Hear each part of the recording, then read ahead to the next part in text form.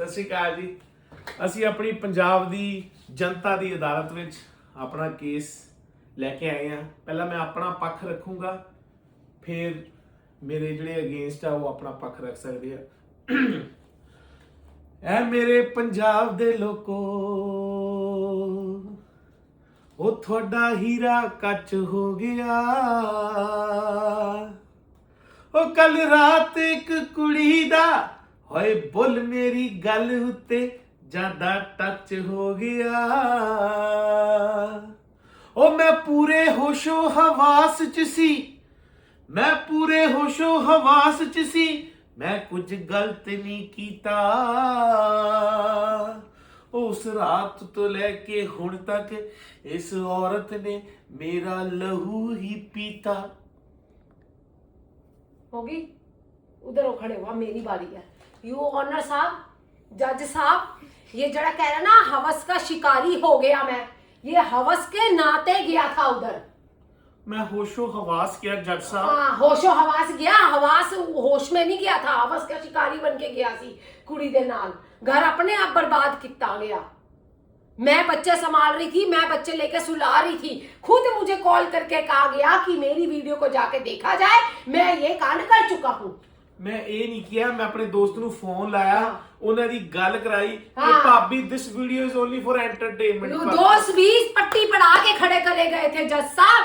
यहाँ पे जो दोस्त थे वो इनका साथ दे रहे थे। दोस्त की बीवियों को बाहर निकाला जाए, उनसे पूछी जाए उनकी राय। उंज गिर दी ता चुक ले। जज साहब ये गिर चुका है मेरी नजरों से, ये आदमी इसे सारी हदें पार कर चुका है। ये आदमी उधर 2 कदम खड़ा होकर आ जाए, आगे कटारे में। झूठी है तू, झूठी झूठ है तो साहब जी ये निकले। मैं तो विश्वास करके, अंधविश्वास करके बंदा बाहर भेजा था जज साहब। ये गंदा झूठ, गंदे आदमी गंदा काम करके घर में आके झूठ कौन सी बातें करते हैं? Under the penal code of justice. Under the penal code नहीं, पीनल कोड, वुमेन राइट्स मेरे बनते हैं। नींबू वारा जाए इनके सिर से। नहरों पार बंगड़ा ਇਹਨਾਂ ਨੂੰ ਪਾ ਕੇ ਦਿया जाए नहरों पार, जिथे ना पानी मिले ना रोटी मिले, ਉੱਥੇ ਹੀ ਇਹਨਾਂ ਨੂੰ ਜੇਲ੍ਹ ਬਣਦੀ ਜਾਏ। तू बदली मैं तो नहीं बदली, मैं तो उत्थे ही खड़ी है जितने न्याणे नाल खड़ा कर गए सी।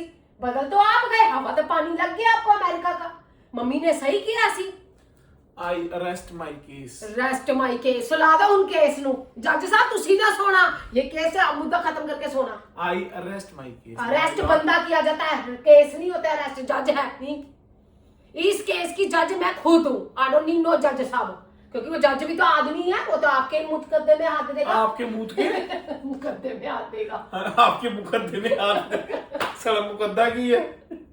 हाँ जी, समझौता कीता जावे। समझौता नहीं चलेगा यहाँ। मेरे लो ਤੁਹਾਨੂੰ ਹਫਤੇ ਲਈ ਸ਼ਾਪਿੰਗ फ्री। मेरे को बाहर में शॉपिंग करनी किसके लिए? आदमी औरतें तो अपने बाहर देखनी है। जिसके लिए औरत तैयार होती है, जब उसी की निगाहें बाहर है, तो मैं किसको तैयार होकर दिखाना? मैं काम वाली सही हूँ। जज साहब मेरे पे हमला पीछे से हुआ था, अगर सामने से होता मैं उसको रोक लेता। ये झूठ बोला गया है जज साहब, ये सब कुछ प्लान था। लड़की हंस हंस के ऊपर चढ़ रही थी और ये लड़की को चढ़ाया जा रहा था। जज साहब मेरे ऊपर किसी लड़की ने चढ़ा नहीं है, चढ़ी है बांद्रा वक्र। जज साहब वीडियो को दोबारा रिपीट करके जज साहब देखा जाए। इसको मेरी पहली और आखिरी गलती समझ के माफ किया जाए। बांद्रों की फैमिली की लड़की लोगों के सामने मेरा तमाशा बन चुका है जज साहब, क्योंकि हरकतें ऐसी थी। मेरी पद, मेरी प्रतिष्ठा, मेरा अनुशासन। बहुत मारे होंगे, उधर मोरे नहीं मारे होंगे।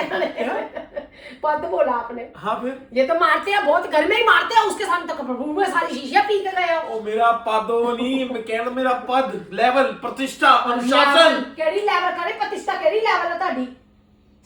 इन्हें ये आदमी जज साहब भूल चुका था कि ये 2 बच्चों का बाप है। इनके माता पिता बेचारे बुजुर्ग हैं।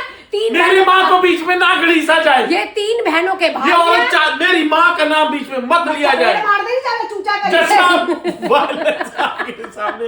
साहब चपेट मेरे को 2 कांस्टेबल दिया जाए प्लीज। जब ये शादी हुई थी इसी शर्त पे हुई थी, क्योंकि ये बहनों का भाई था। मुझे लगता था औरतों की इज्जत करता होगा। औरत की इज्जत मैं आज तक करता हूं। मैंने जज साहब कोई लालच देख के ये शादी जज साहब ये आपकी तरफ बार-बार उंगली कर रही है। जज ऐसे ही सुनेगा। जज साहब लिसन, मैंने ना इनकी पॉकेट में पैसा देखा, ना इनकी डिग्री चेक करी, ना मैं इनका कैरेक्टर देखा। मैंने सीधा ये देखा, इसने हमारे पेंट का ट्रैक्टर देखा, सिरसवा दिखाया ड्रग्स।